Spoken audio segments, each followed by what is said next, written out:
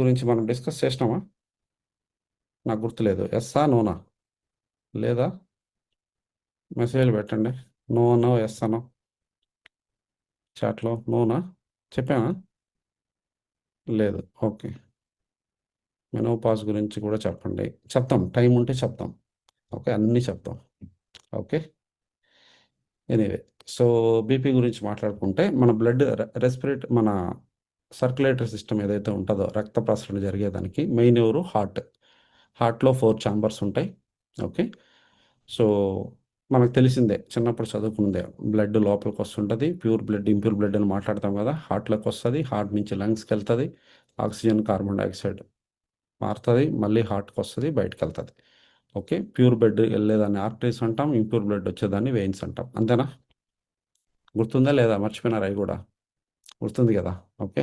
So ఈ మొత్తం స్టోరీలో, ఓకే, హార్ట్ పంప్ చేస్తుంది. 4 ఛాంబర్స్ ఉంటాయి కదా, హార్ట్ పంప్ చేస్తుంది.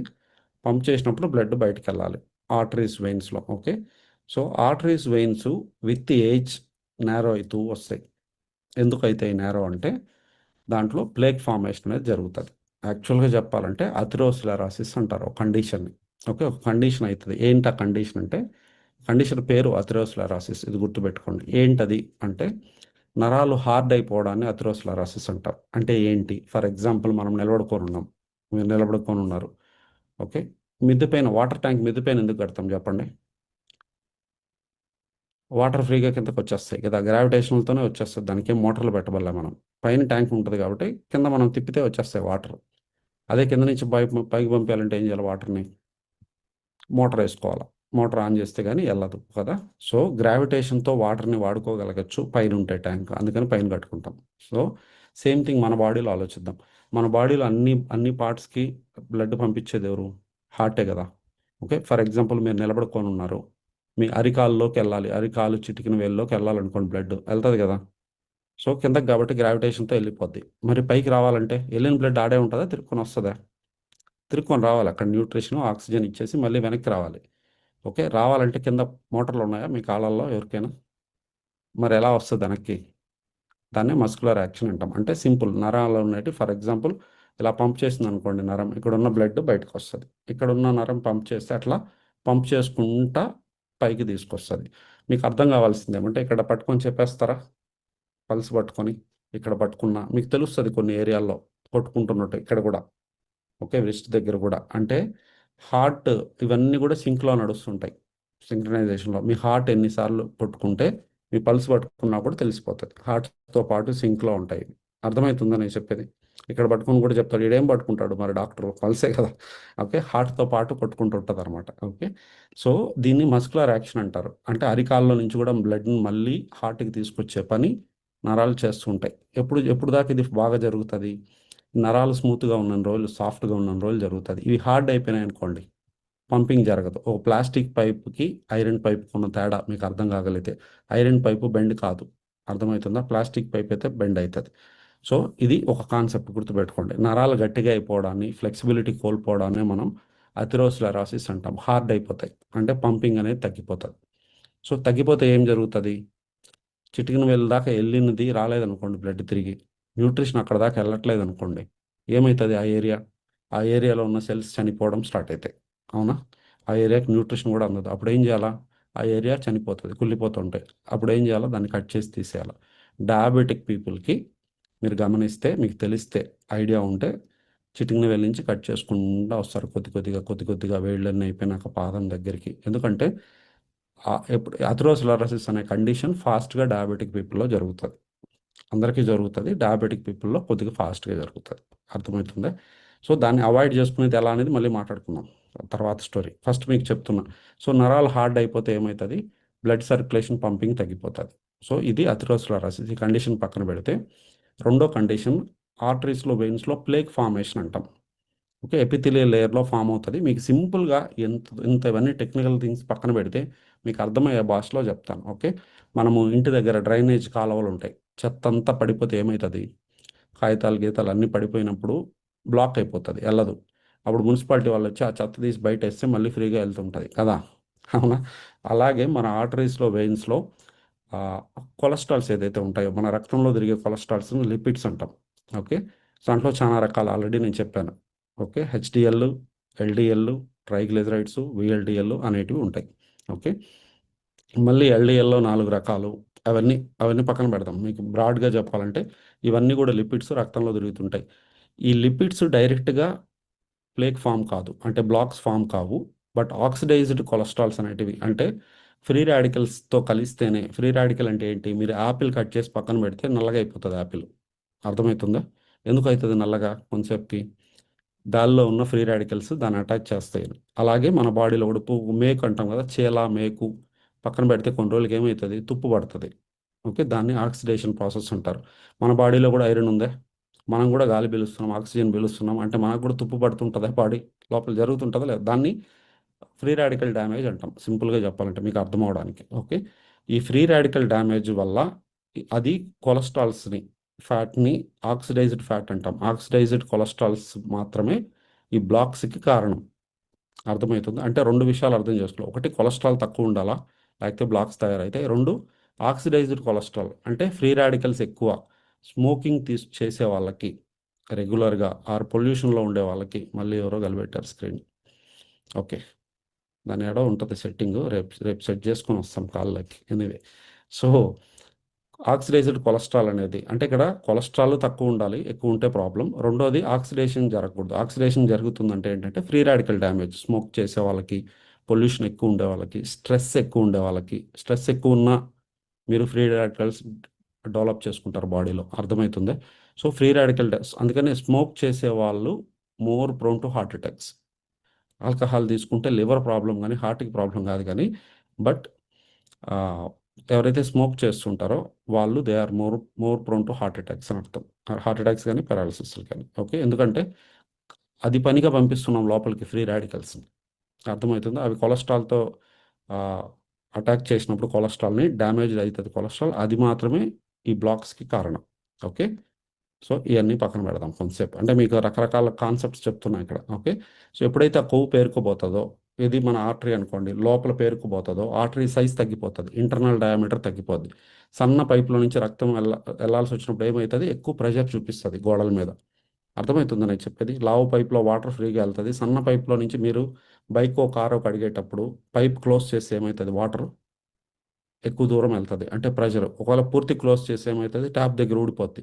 ప్రెషర్ బ్యాక్‌కెళ్ళి. అవునా? సేమ్ థింగ్ ఇక్కడ. ఎప్పుడైతే హార్ట్ పంప్ చేస్తదో రక్తం ముందుకెళ్ళాలి. బట్ ఆర్టరీ సన్నగుండడం వల్ల స్లోగా ఎళ్తుంటది అనుకుందాం. మీకు ప్రాబ్లమ్స్ చెప్తున్నా. ఎలాంటి ప్రాబ్లమ్స్ వస్తాయని. సో, అంటే ఇప్పుడు 100 ఎంఎల్ బయటికి పంపించాలి హార్ట్ చాంబర్‌లో నుంచి. ఒక 80 ఎంఎల్ ఎళ్ళే లోపలే అంటే ఎళ్ళాలా? ఎందుకంటే పైప్ సన్నగుంది కాబట్టి నిదానంగా ఎళ్తుంది. అంత లోపల మళ్ళీ హార్ట్‌లోకి బ్లడ్ వచ్చేసిందనుకోండి. ఇప్పుడు 100 ఎంఎల్ఏ ఉండాలి చాంబర్‌లో. బట్ ఇప్పుడు ఎంతుంటది? ఆల్రెడీ 20 ఎంఎల్ ఇంకా ఎళ్ళలేదు. అంత లోపల ఇంకో 100 వచ్చింది. ఇప్పుడు 120 ఎంఎల్‌ని హ్యాండిల్ చేయాలి హార్ట్. ఇంతకుముందు అంటే ఎక్స్‌ట్రా 20 ఎంఎల్. అర్థమైతుందా? ఆ చాంబర్ బల్జ్ అవ్వడం స్టార్ట్ అయితది. ఎన్లార్జ్‌మెంట్ జరుగుతది. హార్ట్ ఎన్లార్జ్‌మెంట్ అంటాం. సో, ఇవన్నీ గూడా అంటే ఏదో ఊరికే హార్ట్ అటాక్ వచ్చేస్తది కాదు. బాగా అర్థం చేసుకోండి. ఇప్పుడు పంపు బ్లడ్ ఎళ్ళే లోపల మళ్ళీ ఇంకోసారి పంపింగ్‌కి రెడీ అయిపోయిందనుకోండి. అర్థమవుతుందా? సో, ప్రెషర్ వెనక్కొచ్చే హార్ట్ అటాక్స్ వచ్చే ఛాన్సెస్ ఎక్కువైతాయి.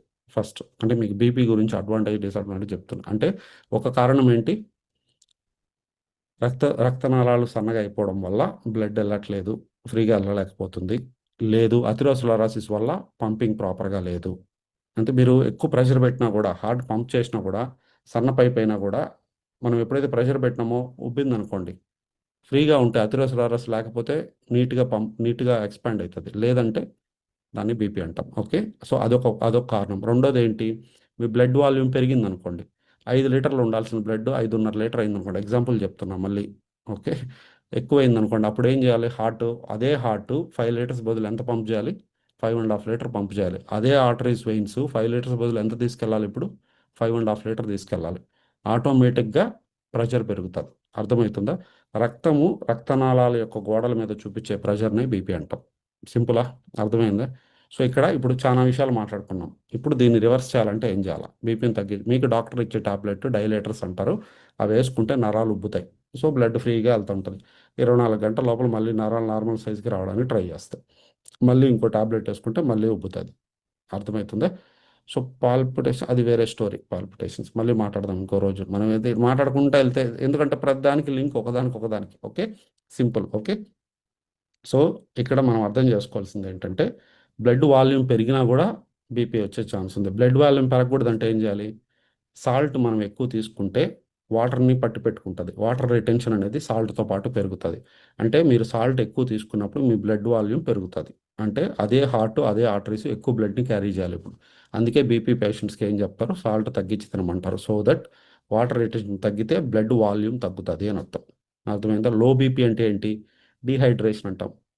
4.5 లీటర్ అయిపోయింది అనుకోండి బ్లడ్, మీరు వాటర్ తాగలేదు, డీహైడ్రేట్ అయింది బాడీ. సో అప్పుడు లో బీపీలోకి వెళ్తుంది. లో బీపీ కాకూడదు, హై బీపీ కాకూడదు, అది 5 లీటర్లోనే ఉండాలి. ఎగ్జాంపుల్ క్వశ్చన్ చెప్తున్నాను నేను. అర్థమవుతుందా? పెరిగినా ప్రాబ్లమే, బ్లడ్ వాల్యూమ్ తగ్గినా ప్రాబ్లమే. ఓకే. సో ఇది ఒక రీజన్ ఎందుకు సాల్ట్ తక్కువ తినమంటారు అనేది. రెండోది, ఇప్పుడు దీనికి ఏంటి సొల్యూషను? కొంతమంది సరిగ్గా వాడరు. మీరు పెద్ద పెద్ద నరాలు ఓకే, కానీ చిన్న చిన్న నరాలు చిట్లిపోతాయి. ఖచ్చితంగా బీపీ టాబ్లెట్ మీరు వాడుతుంటే రెగ్యులర్గా రోజు వాడాల్సిందే ఫస్ట్. ఓకే. దీనికి ఏం సొల్యూషన్ లేదా అంటే, మీరు ఏమి మనం రక్తనాళాలను క్లీన్ చేయకపోతే జీవితాంతం వాడుకుంటూ ఉండాల్సిందే. అర్థమైందా? క్లీన్ చేయడం ఎట్లా అంటే, one of the best process ఏంటి రక్తనాళాలు క్లీన్ చేయడానికంటే? ఉపవాసం. ఓకే. అందుకనే మన పెద్దోళ్ళు దేవుడికి అటాచ్ చేసినారు. ముస్లిమ్స్ రంజాన్లో చేసిన, క్రిస్టియన్స్ లెంట్ డేస్ అంటారు, హిందూస్ నవరాత్రులకి, ప్రతి పండక్కి ఎందుకు ఉపవాసాన్ని ఎందుకు దేవుడికి అటాచ్ చేసినారంటే, మన పెద్దోళ్ళు అట్టయినా చేస్తారని, లేకపోతే చేయరు మనం అని. అర్థమవుతుందా? సో మనం ఇంటర్మీడియట్ ఫాస్టింగ్ అనే కాన్సెప్ట్ ద్వారా మేము అది చేపిస్తాం డైట్లో పీపుల్కి. ఓకే. ఎర్లీగా డిన్నర్ చేయడం, లేట్ బ్రేక్ఫాస్ట్ చేయడం, సో దట్ నైట్ ఉపవాసం ఉంటాం. ఎర్లీగా 6-7 లోపల తినేసినారు అనుకోండి, మార్నింగ్ 10 దాకా తినలేదనుకోండి, 15-16 గంటల టైం వస్తుంది. సో బాడీ అప్పుడు ఏం చేస్తుంది? ఎనర్జీ కోసం ఫ్యాట్ని తీసుకోవడం మొదలు పెడుతుంది. సో అట్లా ఎక్కడెక్కడైతే కొవ్వు పేరుకుపోయిందో ఆ కొవ్వునంతా బాడీ వాడుకోవడం మొదలు పెడుతుంది. అర్థమవుతుందా? సో స్లోగా అందుకే డైట్ చేపించేటప్పుడు కూడా మేము సెకండ్ మంత్, థర్డ్ మంత్ నుంచి ఎవ్రీడే చెక్ చేపిస్తూ వస్తాం బీపీ.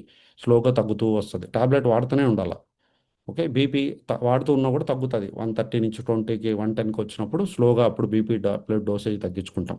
అంటే మీరు నేను అనుకునేకూడదు, డాక్టర్స్ ప్యానల్ ఉంది, డాక్టర్స్తో మాట్లాడి చేపిస్తాం. సో ఆ డోసేజ్ తగ్గిస్తాం, మళ్ళీ కంటిన్యూ చేస్తారు.